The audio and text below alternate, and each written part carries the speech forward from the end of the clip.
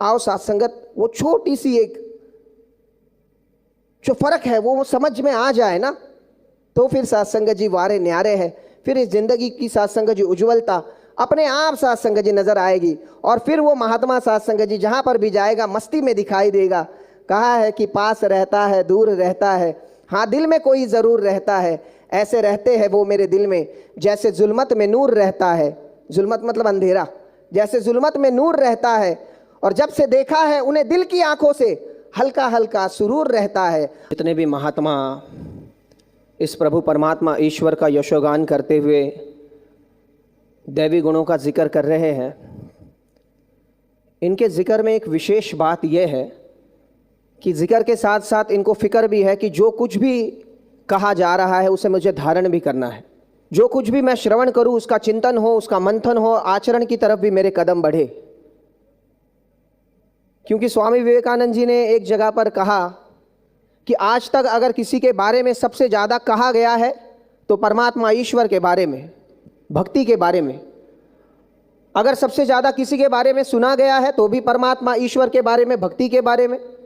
अगर सबसे ज़्यादा किसी के लिए लिखा गया है तो भी परमात्मा ईश्वर के बारे में, भक्ति के बारे में पढ़ा गया है, सुना गया है, लिखा गया है परमात्मा ईश्वर और भक्ति के बारे में। और इतना सब कुछ होते हुए भी सबसे बड़ी भ्रमित करने वाली बात, सबको अचंभे में डालने वाली बात, सबके लिए अज्ञानता वाली बात भी परमात्मा ईश्वर और भक्ति है।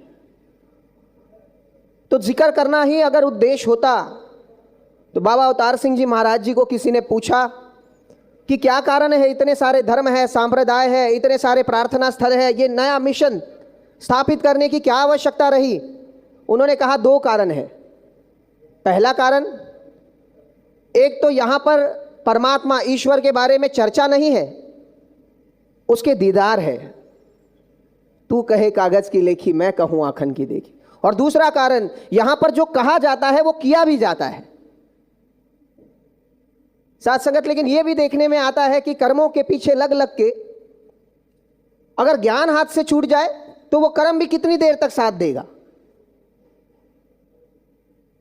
पूज्य महात्मा जे.आर.डी. सत्यार्थी जी शास्त्री जी के शब्द है कि महापुरुषों, कई बार देखा जाता है कि संगतों में आशीर्वाद मांगे जाते हैं कि मेरे कर्म अच्छे हो जाए, मेरे वाणी में उज्ज्वलता आ जाए, मेरे जीवन में तब्दीली आ जाए, मैं अपने स्वभाव को छोड़कर इनके ज्ञान के प्रभाव को धारण करूं। आशीर्वाद मांगे जाते हैं साथ संगत। शास्त्री जी ने कहा कि कर्मों के लिए आशीर्वाद मत मांगिए, अगर मांगना ही है तो ज्ञान को धारण करने की दात सदगुरु के चरणों में मांगिए, क्योंकि ज्ञान से ही कर्म का अस्तित्व है। ज्ञान से ही दैवी गुणों को जन्म मिलना है। प्रेम, नम्रता, सहनशीलता, विशालता, दया, करुणा, सद्भाव, एकत्व, स्थिरता, इन सारों का जन्म स्थान ही, इन दैवी गुणों का जन्म स्थान ही ज्ञान है। और जब ये ज्ञान को गुरसिक संभाल लेता है तो कर्म अपने आप संभल जाते हैं, क्योंकि कर्म साया है और ज्ञान साथ संगत उजाला है। उजाले में जाने के बाद साये की तरफ देखने की जरूरत नहीं है, लेकिन गुरसिक साथ संगत जी कर्मों की तरफ ध्यान देता है। और ज्ञान कब हाथ से निकल जाता है, ज्ञान का दामन छूट जाता है और फिर साथ संगत जी आशीर्वाद मांगते मांगते आयु निकल जाती है, 10 साल, 15 साल, 20 साल। इसलिए ज्ञान इंफॉर्मेशन नहीं है कि परिचय हो गया और ज्ञान हो गया। ज्ञान मनोरंजन नहीं है कि पता लग गया और साथ संगत जीवन में उतर गया। ज्ञान मनोमंथन है। ज्ञान परिचय से लेकर पहचान तक का सफर है। ज्ञान इंफॉर्मेशन से लेकर इंट्रोडक्शन तक जाने का साथ संगत जी एक प्रयास है। और जब वो इंट्रोडक्शन साथ संगत जी मुझे पता चल जाए, समझ में आ जाए, किसी एक महात्मा को मैं जानता हूं, 1-2 बार साथ संगत जी उनसे मिला, नाम पता चल गया, कहाँ रहते पता चल गया, क्या करते पता चल गया। किसी ने आके मुझे पूछा कि क्या उनको आप जानते हो, पहचानते हो? नहीं जानता। अब उस महात्मा के साथ 4-5 साल बिताए, वो मेरे घर पर आते रहे, मैं उनके घर पर जाता रहा, साथ में टूर किए, कहीं संगत में गए, काफी बार मिलना जुलना हुआ। अब 5 साल के बाद वही सवाल, क्या उस महात्मा को आप जानते हो? हाँ महाराज, मैं बहुत अच्छी तरह से जानता हूं, ये बहुत अच्छी तरह से जानता हूं। ये जो साथ संगत अनुभव है, ये अनुसरण या अनुकरण से नहीं आया। जब रिश्ता, कनेक्टिविटी बनी, तब साथ संगत जी ये उद्गार आए कि हाँ मैं बहुत अच्छी तरीके से जानता हूं। मोहब्बत जिसे कहते हैं दोस्त, महसूस जिसे करते हैं समझा नहीं सकते। ये तो महसूसियत का साथ संगत जी सब्जेक्ट है, ज्ञान धारण करने का साथ संगत जी सब्जेक्ट है। और जब ज्ञान को मैं धारण कर लेता हूं तो अपने आप ये सारे दैवी गुण वहां पर साथ संगत जी एकत्रित हो जाते हैं। कहीं से लाने नहीं पड़ते कि प्रेम के लिए अलग प्रयास, नम्रता के लिए अलग प्रयास, सहनशीलता, विशालता, दया, करुणा के लिए अलग प्रयास नहीं। ज्ञान है तो विवेक है, विवेक है तो कर्मों में उज्ज्वलता है। इसीलिए कहा गया कि जो बीत गए वो जमाने नहीं आते, आते हैं नए लोग, पुराने नहीं आते। और लकड़ी के मकानों में चिरागों को ना रखिए, क्लेश, वैर, ईर्ष्या, द्वेष, लकड़ी के मकानों में चिरागों को ना रखिए, क्योंकि आजकल तो आग पड़ोसी भी बुझाने नहीं आते। और ये प्यार की, भक्ति की, इबादत की मंजिल है, जरा संभल कर चलिए, क्योंकि उड़ते हैं होश तो ठिकाने नहीं आते। बस ज्ञान को संभाल लिया, ज्ञान मेरा जीवन संभाल लेगा, ज्ञान मेरे भक्ति को, इबादत को संभाल लेगा।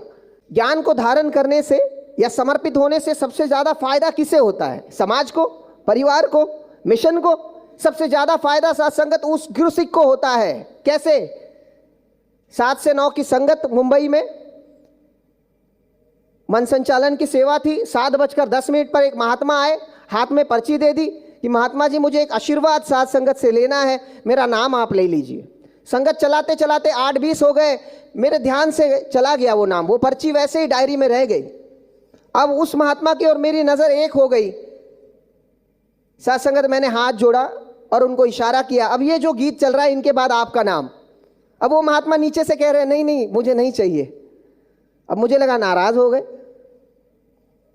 जिस नाराजगी को छोड़ने के लिए मैं साथ संगत जी उस दुनिया से इस दुनिया में आया, यहां पर आकर भी साथ संगत जी मैं उस नाराजगी को नहीं छोड़ पा रहा हूं। फिर भी मैंने साथ संगत जी नाम ले लिया। अब वो महात्मा आ गए माइक पर, क्या कहते? कहते मैं 7:10 पर संगत में आया था, मैंने महात्मा जी के हाथ में, सेक्रेटरी महाशय के हाथ में पर्ची दे दी, मेरा नाम ले लो, मुझे आशीर्वाद लेना है। 8:20 तक जब मेरा नाम नहीं आया और जब 8:20 पर मेरा नाम अनाउंस हो गया तो मैंने इनसे कहा कि मेरे नाम लेने की कोई ज़रूरत नहीं है, क्योंकि 7:10 से 8:20 की ये 1 घंटा 10 मिनट की संगत सुनकर मेरे मन में ये भाव प्रज्वलित हुआ कि तन सदगुरु का, मन सदगुरु का, धन सदगुरु का, तो मैं मांगू तो किसके लिए मांगू। और इसलिए मैं इनसे कह रहा था कि मुझे अब आशीर्वाद अलग से मांगने की जरूरत नहीं है, इन्होंने जो मुझे ज्ञान दिया है उसमें सब कुछ सम्मिलित है, सारे दैवी गुण सम्मिलित है। इसलिए समर्पण ज्ञान का एक अंग है। ज्ञान आएगा, कर्म साथ संगत जी अपने आप उज्जवल हो जाएंगे। और समर्पण का फायदा साथ संगत जी सबसे ज्यादा पहले मुझे होगा। कोई एक इंसान 10वीं मंजिल पर खड़ा है, उसने एक खरबूजा, एक वाटरमेलन ऊपर से नीचे फेंक दिया, 10वीं मंजिल से नीचे आया, जब जमीन से टकराया साथ संगत जी बिखर गया। 10वीं मंजिल से आया था, उसका वजूद था, अस्तित्व था, बिखर गया। उसी इंसान ने एक छोटा सा एप्पल, सेब 10वीं मंजिल से फेंका, अब साथ संगत जी वो वाटरमेलन का जो इंपैक्ट था वो एप्पल का नहीं है, 2 टुकड़े हो गए बस। उसी इंसान ने एक नींबू फेंक दिया, अब नींबू भी 10वीं मंजिल से आया है, जमीन से टकराया, थोड़ी सी मिट्टी लग गई, थोड़े से क्रैक्स आए, थोड़ा नींबू पानी जो था वो लीकेज हो गया, और कुछ नहीं हुआ, टुकड़े नहीं हुए। उसी इंसान ने छोटा सा काला तिल फेंका, उसे आकर ढूंढना पड़ा कि कहां गया। जैसे जैसे मैं अपने अस्तित्व को, अपने वजूद को इनके चरणों में मिटा देता हूं ना, मेरे जीवन पर सुख दुख, लाभ हानि, नफा नुकसान, अमीरी गरीबी, यहां तक कि जन्म और मृत्यु के भी इंपैक्ट साथ संगत जी खत्म हो जाते हैं।